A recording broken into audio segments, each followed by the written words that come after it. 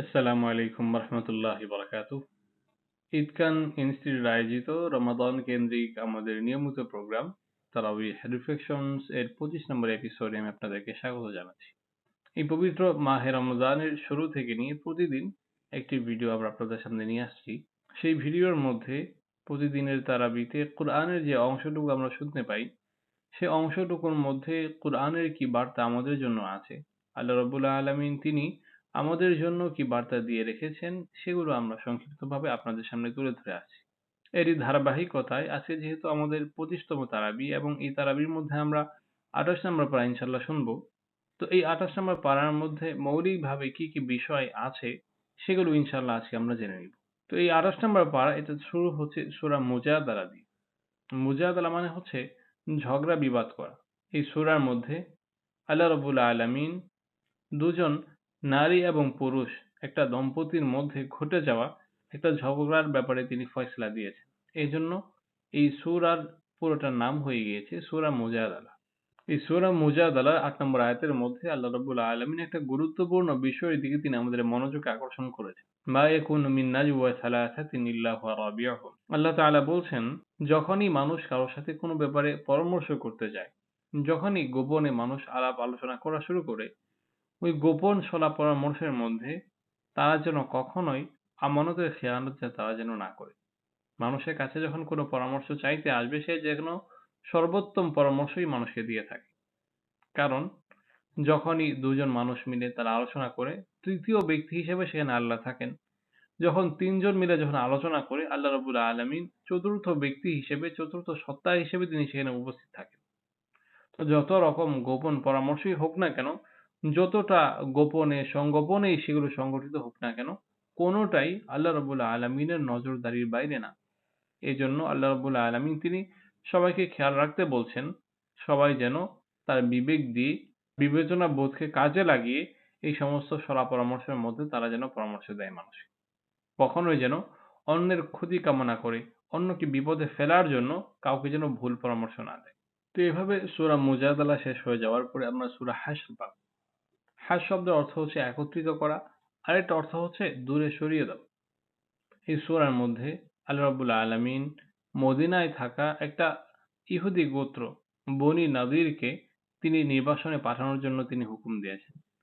যেহেতু এখানে আহলে কিতাব কিছু মানুষকে, ইহুদিদেরকে মদিনা থেকে বিতাড়ন করা হচ্ছে, সরিয়ে দেওয়া হচ্ছে, এই সরিয়ে দেওয়ার আলোচনা এই আয়াতে এই সূরার মধ্যে এসেছে।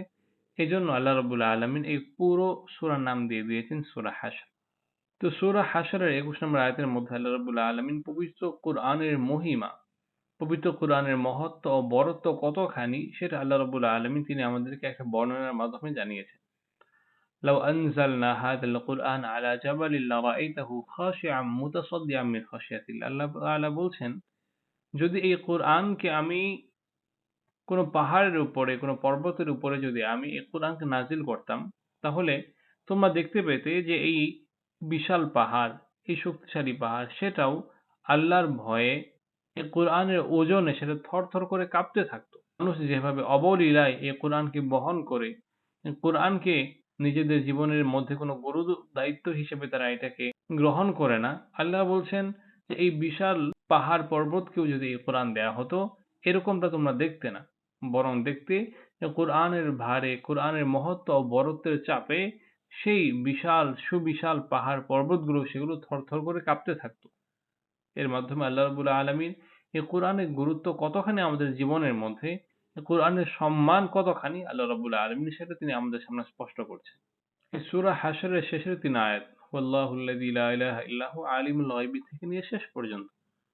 এই ৩ টা আয়াতের বিশেষ ফজিলতের কথা আমরা নবীর হাদিসের মধ্যে পাই।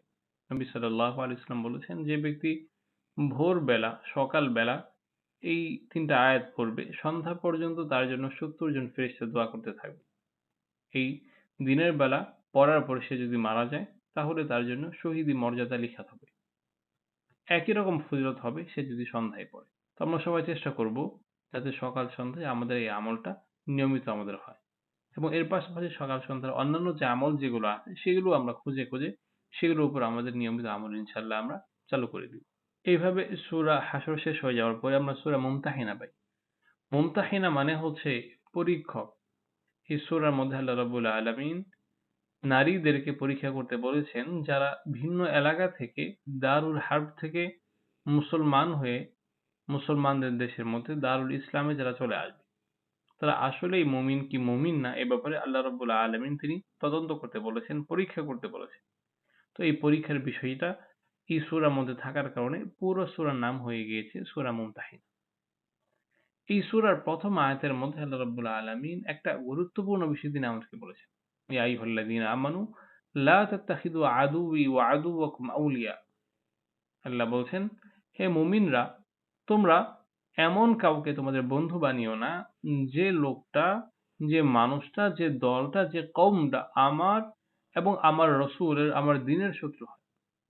যারা তোমাদের শত্রু হয়, যাদেরকে আমি তোমাদের শত্রু হিসেবে কোরআনের মধ্যে, আমার নবীর মাধ্যমে, হাদিসের মধ্যে আমি যাদেরকে শত্রু বলে আখ্যায়িত করে দিয়েছি, তাদেরকে তোমরা কখনোই তোমাদের বন্ধু তোমরা মনে করো না। বাহ্যিকভাবে তারা তোমাদের বন্ধু মনে হতে পারে, কিন্তু শেষ পর্যন্ত সেই বিচারে তারা তোমাদের শুধু ক্ষতিই করবে।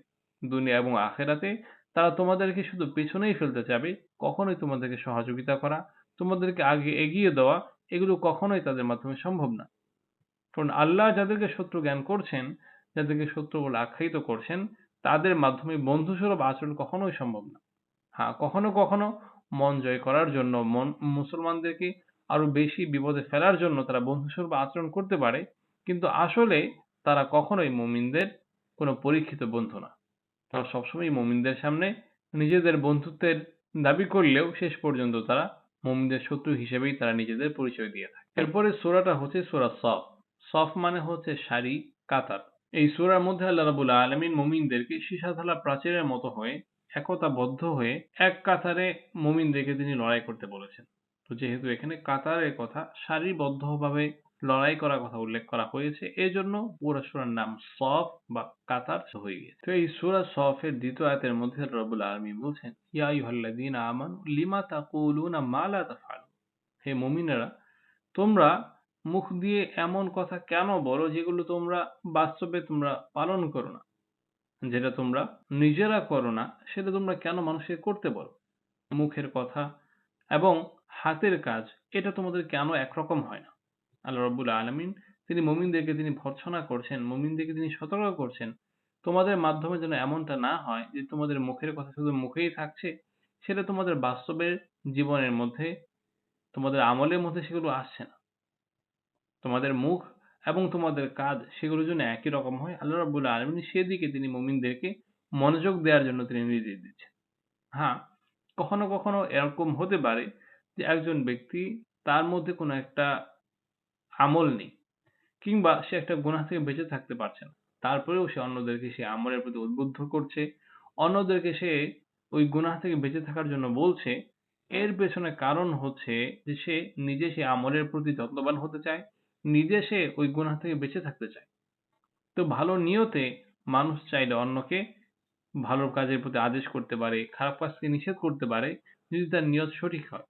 কিন্তু কারো নিয়তে যদি এরকম হয় যে মুখ দিয়ে আমি আমার মতো করে আমার দায়িত্ব হিসেবে বা নানা কারণে আমি আমার দুনিয়া কামাইয়ের জন্য হলেও আমি মুখ দিয়ে ভালো কাজ শুধু বলতে থাকবো, কিন্তু আমার ভালো কাজ আসলে করার প্রয়োজন নেই, এরকম যদি কারো মানসিকতা হয় আল্লাহ রাব্বুল আলামিন এটাকে তিনি নিন্দা জানিয়েছেন এবং এ ধরনের মানসিকতা পরিহার করে মুখ এবং আমাদের কাজ যেন একই রকম হয় সেদিকে তিনি আমাদেরকে মনোযোগ দেওয়ার জন্য তিনি আমাদেরকে নির্দেশ দিয়েছেন। তো সূরা সফের পরের সূরাটা হচ্ছে সূরা জুমআ। জুমা মানে তো আমরা সবাই জানি জুমার দিন শুক্রবার। এই সূরার মধ্যে আল্লাহ রাব্বুল আলামিন জুমার নামাজের সাথে সম্পর্কিত কিছু বিধান তিনি আলোচনা করেছেন বিধায় এই পুরো সূরার নাম হয়ে গিয়েছে সূরা জুমা। এই সূরার মধ্যে আল্লাহ রাব্বুল আলামিন বলছেন ফাইদা কুদিয়াতিস সালাতু ফান্তাশিরু ফিল আরদি ওয়াবতাগু মিন ফাদলিল্লাহ। আল্লাহ রাব্বুল আলামিন বলছেন নামাজের যখন সময় হয়ে যাবে তোমরা মসজিদে চলে আসবে, নামাজ তোমরা পড়তে থাকবে এবং নামাজ যখন শেষ হয়ে যাবে তখন তোমরা এই দুনিয়াতে ছড়িয়ে পড়বে। আল্লাহ রাব্বুল আলামিন এই দুনিয়ার পথে ঘাটে খেতে খামারে যে তিনি যে রিজিক দিয়ে রেখেছেন, আল্লাহ রাব্বুল আলামিন সরাসরি তিনি রিজিক বলেননি, তিনি বলেছেন এখানে তিনি যে দয়া ছড়িয়ে রেখেছেন সেই দয়াকে কামাই করে নেওয়ার জন্য, সেই দয়াকে অর্জন করে নেওয়ার জন্য তোমরা সবাই বেরিয়ে পড়বে। এখানে আল্লাহ রাব্বুল আলামিন এই রিজকে হালাল যেটা আছে, হালাল কামাই যেটা আছে সেটাকে আল্লাহর দয়া বলছেন। এখানে আমাদের অনেক ভাই বোনের কিছু ভুল ধারণা আছে যে তারা দুনিয়ার সমস্ত কিছুকেই তারা তুচ্ছ-তাচ্ছিল্য করে থাকেন। দুনিয়াতে যা কিছু আছে সমস্ত রকম কাজ-কারবার করা, সমস্ত রকম ব্যবসা-বাণিজ্য করা, লেনদেন করা, কামাই রোজগার করা এগুলোকে তারা নিজেদের তাকওয়া পরহেজগারি বিপরীত পরিপন্থী তারা মনে করে থাকেন। অথচ আল্লাহ রাব্বুল আলামিন তিনি নিজে এই দুনিয়ার মধ্যে যে সমস্ত কামাই রোজগারের ব্যবস্থা আছে হালাল, যে সমস্ত হালাল কামাই রোজগার আছে, আল্লাহ রাব্বুল আলামিন এইগুলোকে তিনি তার নিজের দয়া বলছেন। তিনি বলছেন নামাজের সময় হলে চলে আসো মসজিদে, নামাজ পড়ে নাও। যখন নামাজ শেষ হয়ে যাবে, তো আল্লাহ বলছেন যখন নামাজের সময় হয়ে যাবে মসজিদে তোমরা সবাই চলে আসবে। নামাজ শেষ হয়ে গেলে ওই আল্লাহর দেওয়া দয়া যে রিজিক যেটা আছে সেটাকে তালাশ করার জন্য তোমরা সেই মসজিদ থেকে আবার বের হয়ে যাবে। সূরা জুমার পরের সূরা হচ্ছে সূরা মুনাফিকুন। মুনাফিকুন মানে আমরা সবাই জানি মুনাফিক। যারা তাদের মুখের দাবিতে মুসলমান হলেও তাদের কাজকর্মের মধ্যে অন্তরের মধ্যে ইসলামের প্রতি তারা বিদ্বেষ পুষে রাখে। তো এই সূরার মধ্যে মুনাফিকদের কিছু অবস্থার কথা তুলে ধরা হয়েছে। যে মুনাফিকরা মুমিনদের কাছে এসে তারা বলে যে আমরা তোমাদের সাথে আছি। আবার কাফেরদের কাছে গিয়ে বলে আমরা তোমাদের সাথে আছি। তারা মিথ্যা কসম জায়গায়, জায়গায় গিয়ে করে। তো মুনাফিকদের কথা আলোচনা হওয়ার কারণে পুরো সূরার নাম হয়ে গিয়েছে সূরা মুনাফিকুন। এই সূরা মুনাফিকুনের ৯ নম্বর আয়াতের মধ্যে আল্লাহ রাব্বুল আলামিন বলছেন, ইয়া আইয়ুহাল্লাযীনা আমানু লা তুলহিকুম আমওয়ালুকুম ওয়ালা আওলাদুকুম আন যিকরিল্লাহ। আল্লাহ রাব্বুল আলামিন এই আয়াতের মধ্যে দুটো বিষয়ের কথা তিনি উল্লেখ করেছেন। এই দুটো বিষয় হচ্ছে মানুষের জীবনের মধ্যে অত্যন্ত গুরুত্বপূর্ণ দুটো উপাদান। একটা হচ্ছে তার সম্পদ আর একটা হচ্ছে তার সন্তান। আল্লাহ বলছেন এই সম্পদ এবং সম্মান যেটা তোমার নিজের কামাই, তোমার নিজের সন্তান, তোমার আত্মার অংশ, তোমার শরীরের অংশ। এই আত্মা, শরীর এবং মনের অংশ যে তোমার টাকা পয়সা আছে বা তোমার সন্তান যারা আছে এরা যেন আল্লাহ রাব্বুল আলামিনের জিকির করার ক্ষেত্রে, আল্লাহ রাব্বুল আলামিনের সামনে দিনে ৫ বার হাজিরা দেওয়ার ক্ষেত্রে তোমার সামনে যেন বাধা না হয়ে দাঁড়ায়। আল্লাহ রাব্বুল আলামিন যখন যে বিধিবিধান দিয়ে রেখেছেন, যখন যে হুকুম আহকাম তিনি দিয়ে রেখেছেন, সেগুলোকে পালন করার ক্ষেত্রে এই সন্তান এবং সম্পদ তারা যেন তোমাদের সামনে কখনো বাধা হয়ে না দাঁড়াতে পারে। এই সন্তান এবং সম্পদ হচ্ছে আল্লাহর দান। আল্লাহ দয়া করে দিয়েছেন। আল্লাহর দয়া হিসেবে তুমি এগুলো পেয়েছ। আল্লাহর দয়া পাওয়ার পরে যদি আল্লাহকেই তুমি ভুলে যাও, তাহলে তো সেই আল্লাহর দয়ার ঠিকমতো শুকরিয়া আদায় করা হলো না।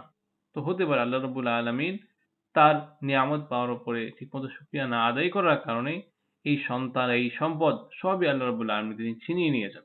এরপরে সূরাটা হচ্ছে সূরা তাগাবুন। তাগাবুন মানে হচ্ছে লাভ ক্ষতির হিসাব করা। কাল কিয়ামতের দিনে মানুষের যখন আমলনামা হিসাব করা হবে, তার লাভ ক্ষতি যখন নির্ণয় করা হবে, তো সেই বিষয়টা এখানে আলোচিত হয়েছে বিধায় পুরা সূরার নাম হয়েছে সূরা তাগাবুন। এই সূরা তাগাবুনের ১১ নম্বর আয়াতের মধ্যে আল্লাহ রাব্বুল আলামিন বলছেন, মা আসাবা মিন মুসিবাতিন ইল্লা বিইذনিল্লাহ। মানুষের জীবনে যেই পেরেশানি আসে না কেন, যে দুঃখই আসে না কেন, যে দুর্দশাই আসে না কেন, সবই আল্লাহর হুকুমে এসে থাকে।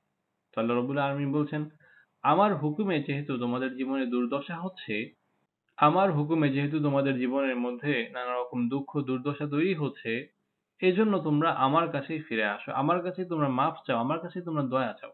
আমি যেভাবে তোমাদেরকে আমি বিপদের মধ্যে ফেলেছি, ঠিক সেভাবে আমি তোমাদেরকে আমার দেওয়া বিপদ থেকে তোমাদেরকে আমি উদ্ধার করব।